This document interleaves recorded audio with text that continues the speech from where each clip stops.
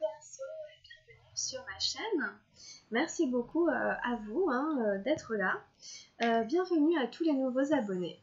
Je suis ravie de vous retrouver pour cette guidance sentimentale, amis Verseau, pour fin mai début juin. On va aller regarder ensemble ce que vous réserve fin mai début juin au niveau sentimental. Donc c'est pour les Verseaux puis les ascendants en Verseau.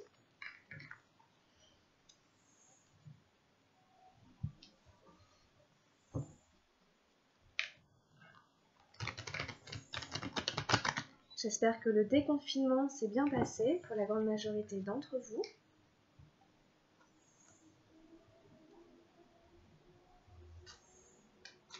Et que vous allez bien. On y va, c'est parti. Sentimental Verseau. Où en est la relation? Quel est le point de départ de la relation à l'heure d'aujourd'hui?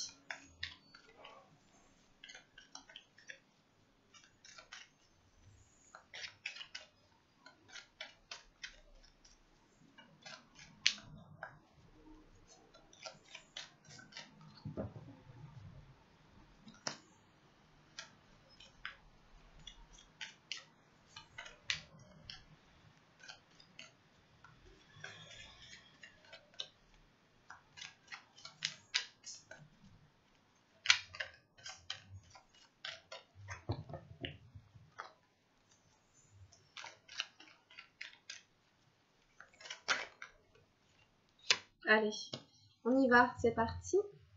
Je baisse la caméra, que vous voyez le tirage en train de se faire. Donc là, j'ai une première carte déjà qui est le point de départ de votre relation. À l'heure actuelle, tout simplement, c'est l'état de la situation là tout de suite maintenant. Ensuite, on regarde de votre côté. On prend les énergies pour celui ou celle qui regarde. Pour le consultant en Verseau sentimental, fin mai, début juin.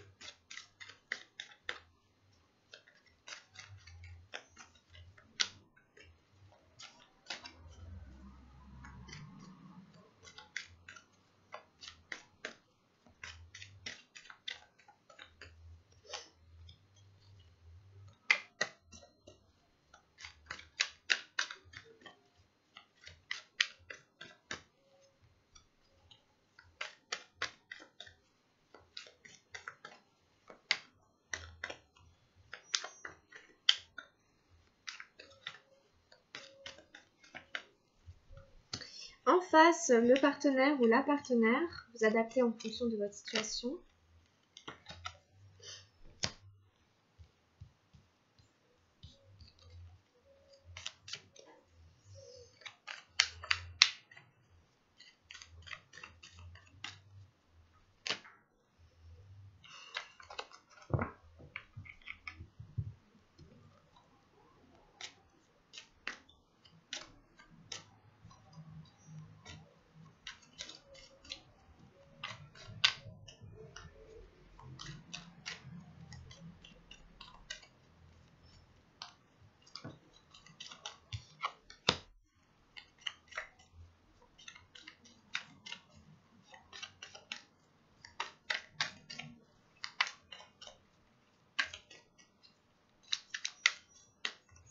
Et la direction de la relation. Où ça va? Bon, allez, on va la prendre. Allez, on y va, c'est parti, on va regarder. Oh, j'ai l'intégration pour vous, mes amis Verseau, en carte de démarrage de la relation. C'est une carte très très belle que moi j'aime beaucoup. Qui parle d'unité, de réunification, de fin de la dualité, qui parle d'équilibre, de centrage et tout ça. Donc, a priori, c'est les énergies de où vous en êtes avec votre partenaire là tout de suite maintenant. On nous parle comme ça d'intégration, on va y revenir. Et on va y revenir de toute façon. En face pour vous, oh, j'ai le maître. C'est Osho. C'est une carte très forte. C'est une carte très puissante. Ah, j'ai l'éveil. Je crois que j'avais déjà tiré d'ailleurs pour l'éveil, pour vos énergies là en début de mois. Bon, bah c'est assez puissant. Et j'ai la paresse. Le 9 d'eau pour vous. Donc déjà, j'ai l'impression d'avoir comme 2 maîtres là dans votre jeu au niveau spirituel parce que j'ai un as, c'est qui représente un Bouddha et j'ai le maître. Donc vraiment, bon, c'est quand même assez fort. Et de l'autre côté, donc j'ai l'introspection, la 4 d'eau. J'ai la solitude, c'est la 9 des nuages. Et j'ai le 6 d'eau, le rêve. Et là, j'avais la fête, la 3 d'eau. Donc on verra, j'en remettrai peut-être une. Donc, comme je vous disais, le maître, c'est une très bonne carte, c'est une carte très forte. Le maître, il nous dit je suis mon propre maître intérieur. Vous êtes votre propre maître intérieur. Vous êtes votre propre guide. N'allez pas chercher à l'extérieur un gourou, un prophète. Développez à l'intérieur de vous les valeurs, ce que vous estimez être porteur de valeurs, de développement spirituel, etc. C'est ce que nous dit là cette carte dans votre tirage. Il est connecté à son intuition, il est sage, il a le vécu, l'expérience, la connaissance, il est dans la transcendance, il est justement au-delà de la dualité. Il est vraiment passé au-dessus de la dualité. Voilà. Vous êtes en tout cas porteur de cette énergie-là. Donc, vous n'avez pas envie d'être dans le conflit, vous n'avez pas envie... vous avez... Voilà. Vous avez envie d'être centré. Vous avez envie de centrage. Vous avez envie de vous écouter. Et c'est comme ça que vous êtes là dans votre relation actuellement. L'éveil, juste à côté du maître. Vraiment, je peux vous les montrer ensemble, c'est assez fort, quoi. Ici, c'est carrément Bouddha, hein, donc c'est l'as, hein, en plus, c'est un as des nuages. Donc encore une fois, on est au-delà du mental. On a transcendé le mental. On n'est plus, encore une fois, dans la dualité, hein, le bien, le mal, le vrai, le faux. On est au-delà de tout ça. Hein, on a intégré, on sait que toutes les expériences sont valables, ont quelque chose à nous apprendre. En tout cas, c'est ce qu'on vous conseille. On vous conseille d'être dans cette énergie, de ne rien attendre, de ne rien forcer, de ne rien vouloir, de laisser faire, de laisser venir, et d'être un peu comme ce Bouddha, d'être votre propre prophète, et d'être comme ce Bouddha ouvert, confiant en la vie, pour pouvoir continuer à avancer. Parce qu'à côté, j'ai la paresse, qui peut nous parler d'avoir un peu la flemme, d'être un peu, peut-être en effet, d'être un peu paresseux, de se reposer un peu sur ses acquis. Ou en tout cas, c'est ce qui peut freiner peut-être un éveil ici. Voilà. Ou alors cet état d'éveil, de vigilance vous rend un peu fainéant. Vous avez du coup plus envie de faire grand-chose. C'est vrai qu'à force de rien vouloir forcer, de rien vouloir provoquer, etc., de laisser faire, d'être dans un tel état de détachement, on peut en devenir un peu passif. Moi, je le verrais plutôt comme ça, comme un état de passivité, où on laisse un peu trop faire les choses. Il faut quand même rester actif, il faut quand même rester participatif. Donc voilà ce que je dirais un peu pour vous là. On sent vraiment quelqu'un qui regarde les choses en face, voire même un peu de haut, ou l'autre personne qui a peut-être un certain ascendant. Peut-être que vous avez un ascendant, c'est-à-dire le dessus, un peu sur le partenaire. C'est possible. En tout cas, vraiment, j'ai des énergies très différentes en face. J'ai quelqu'un qui est dans le mental, j'ai quelqu'un qui est dans une forme d'introspection. Peut-être que cette personne essaie de vous rejoindre dans vos énergies à vous, là, de méditation, d'éveil, etc. Mais cette personne, elle est trop dans le mental. Avec cette carte de l'introspection, on voit une personne qui médite, mais qui est hantée par des fantômes. La personne médite, mais reste dans le mental. Et d'ailleurs, il y a la douleur à côté. Donc je dirais qu'il y a peut-être quelque chose dans son vécu, dans son histoire, qui ne lui permet pas encore d'être dans un tel état d'éveil. Son introspection réveille des douleurs, son introspection réveille des difficultés à avancer et la maintiennent dans un état de rêve, dans un état un peu second, qui ne lui permettent pas vraiment d'ancrer les choses dans le réel.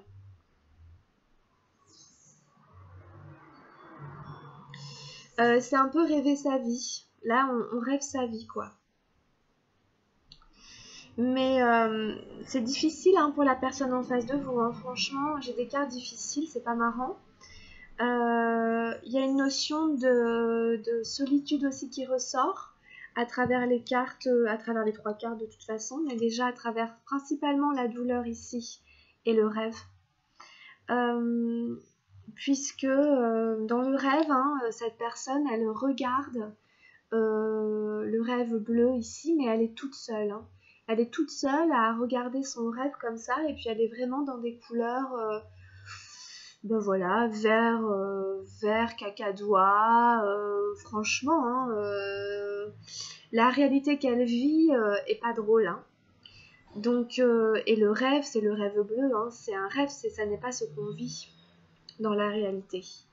Donc cette personne doit rêver à vous deux, peut-être que cette personne rêve d'une vie sentimentale meilleure, d'une vie amoureuse comblée, mais que sa vie actuelle aujourd'hui dit qu'elle est en train de souffrir, qu'elle est dans une souffrance. Alors pourquoi ça, je peux pas vous le dire. Est-ce que ça vient d'une situation familiale, d'une expérience passée, d'une expérience sentimentale passée, difficile, de laquelle il faut se remettre. En tout cas, là, elle essaie de se remettre de quelque chose et elle n'y arrive pas vraiment. C'est difficile. Cette personne, je pense, aurait besoin de clés ou de conseils pour réussir à dépasser cet état et à sortir de cet envahissement mental. Donc voilà, j'ai envie de dire, malheureusement, ça reste un peu à l'état de rêve, votre relation hein, pour elle. Mais parce qu'elle est en train de faire un travail qui demande du temps et de la guérison. Après, ça ne vous empêche pas quand même hein, de partager des choses ensemble. Mais avec cette carte, peut-être qu'il y avait un déséquilibre aussi. C'est fort possible parce que vos cartes sont très différentes et vous êtes dans un tel état là d'éveil, de dépassement, de tout ça, que j'ai l'impression que vous vivez des choses un peu différentes.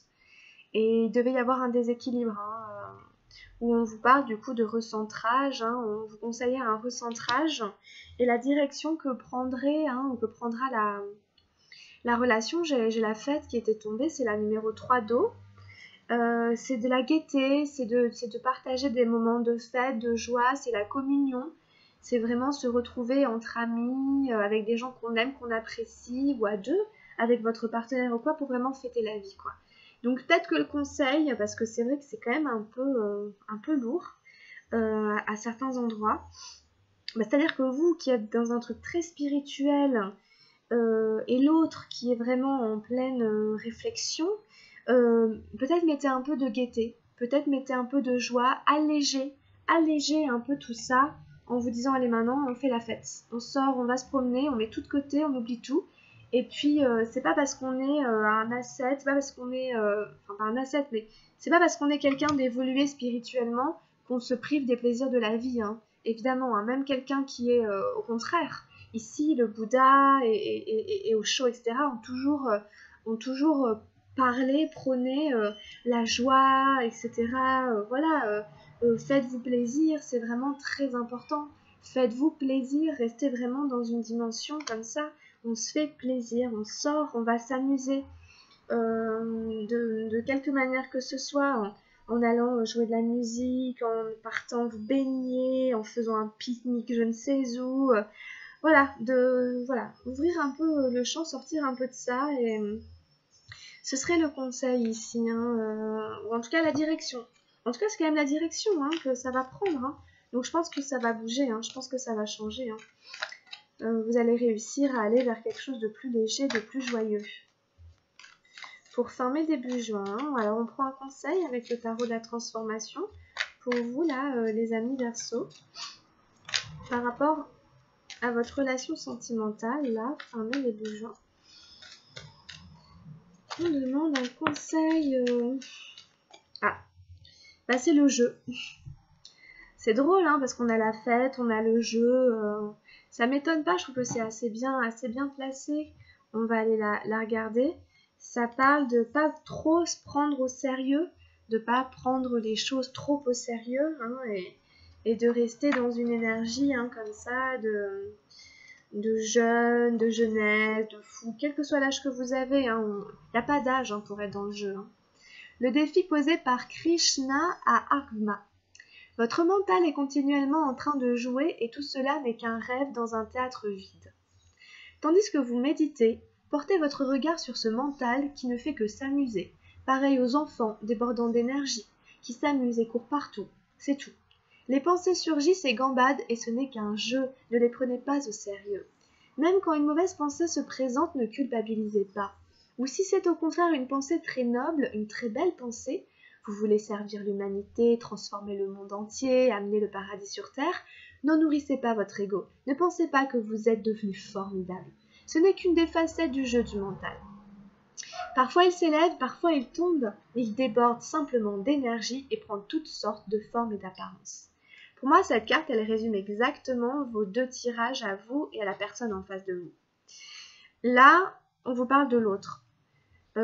Quand on dit le mental est continuellement en train de jouer et tout cela n'est qu'un rêve dans un théâtre vide, tandis que vous méditez, portez votre regard sur ce mental qui ne fait que s'amuser.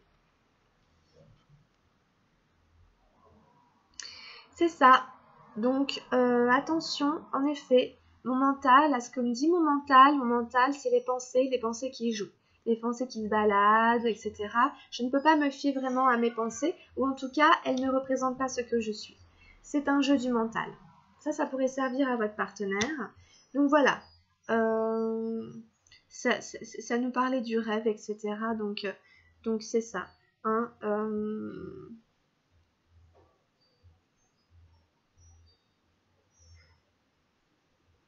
Bon, voilà. Et puis vous, alors vous, c'est le contraire. C'est si vous avez une pensée très noble, hein, vous voulez servir l'humanité, voyez, transformer le monde, etc. C'est super, hein. Surtout vous qui êtes Verseau, c'est fort possible que vous soyez habité par des choses comme ça, dont tout le monde a besoin, dont l'humanité a besoin. C'est pareil, ne prenez pas non plus trop la grosse tête. Voilà. Un petit clin d'œil, hein, comme ça, hein, c'est sympa.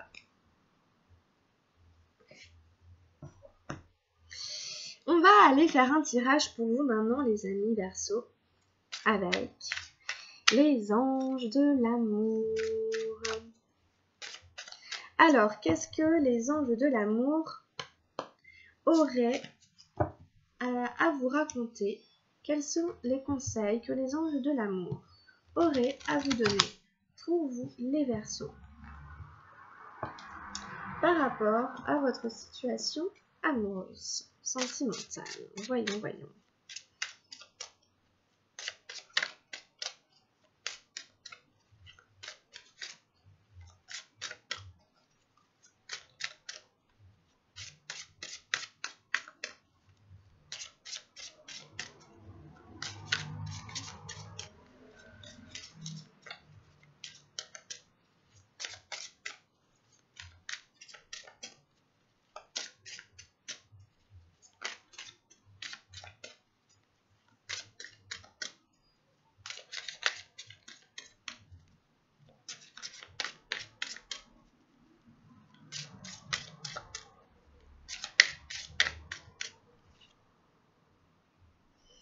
Alors, on avait la finance et la carrière. Des problèmes financiers sont en cause dans votre vie amoureuse en ce moment. Voilà, si ça parle à certains d'entre vous, il est tout à fait possible qu'en effet, l'aspect financier joue aussi sur les relations en ce moment, surtout en ce moment. On a c'est certainement lui ou certainement elle, vous remplacez en fonction de ce que vous vivez. Vous avez déjà rencontré le partenaire amoureux que vous cherchez. Alors là vraiment il y en a certains qui ont de la chance, qui ont vraiment trouvé la bonne personne. Donc ça c'est vraiment super, bravo. Soyez rassurés si vous vous posez la question. C'est certainement, en tout cas c'est certainement la bonne personne pour vous. Après ça n'est plus qu'une question de temps. Et peut-être d'argent. Je plaisante. Et on va faire encore une ou deux cartes. On prend encore une ou deux cartes.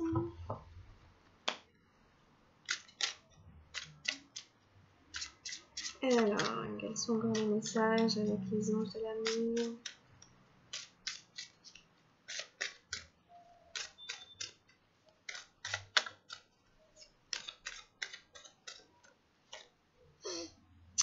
Nous avons, vous pouvez aimer sans crainte. Ouvrez votre cœur pour donner et recevoir l'énergie la plus élevée entre toutes. Là, on vous invite à ouvrir votre cœur, c'est-à-dire à rester vraiment centré dans le cœur et à vous ouvrir. Et on vous dit que vous allez pouvoir aimer sans crainte. Donc, que cette personne, vous pouvez lui faire confiance, qu'a priori, il n'y a rien de malsain, et que vous pouvez, voilà, vraiment, vous pouvez y aller et faire confiance. On prend encore un message.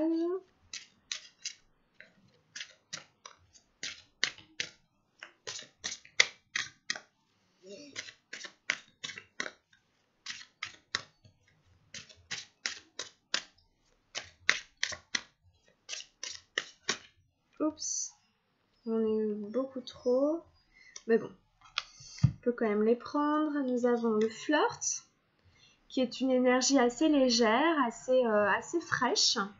Offrez votre énergie de légèreté aux autres. Donc c'est toujours une énergie sympa quand même. Hein. Voilà. Nous avons le mariage et garder l'esprit ouvert.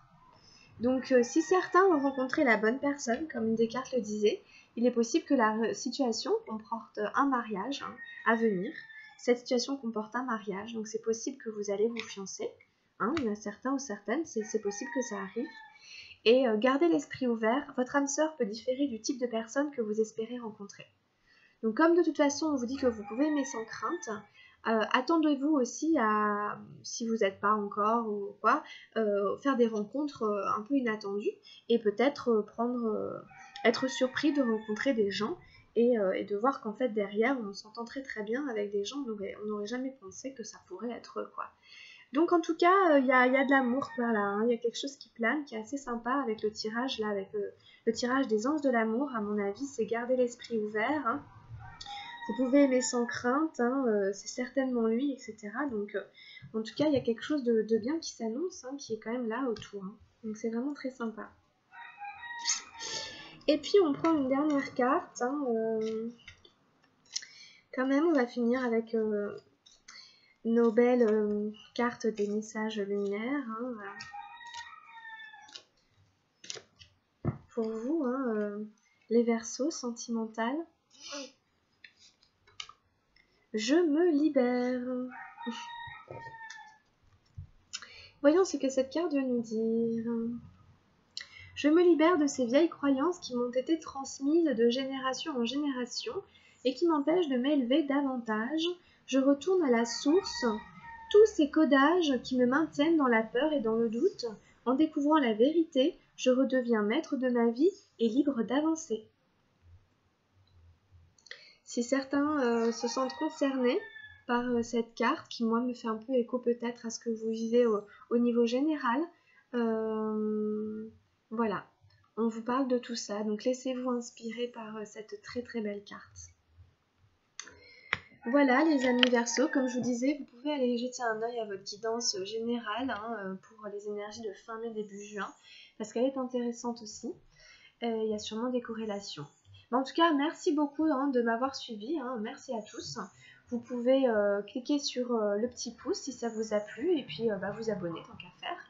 Et puis quant à moi, je vous retrouverai vers le 6-7 juin pour continuer les guidances hein, pour le mois à venir. Mais voilà, bah écoutez, merci beaucoup, merci à tous, hein, prenez soin de vous, je vous embrasse très très fort. Gros bisous, puis à bientôt les Verseaux. Ciao.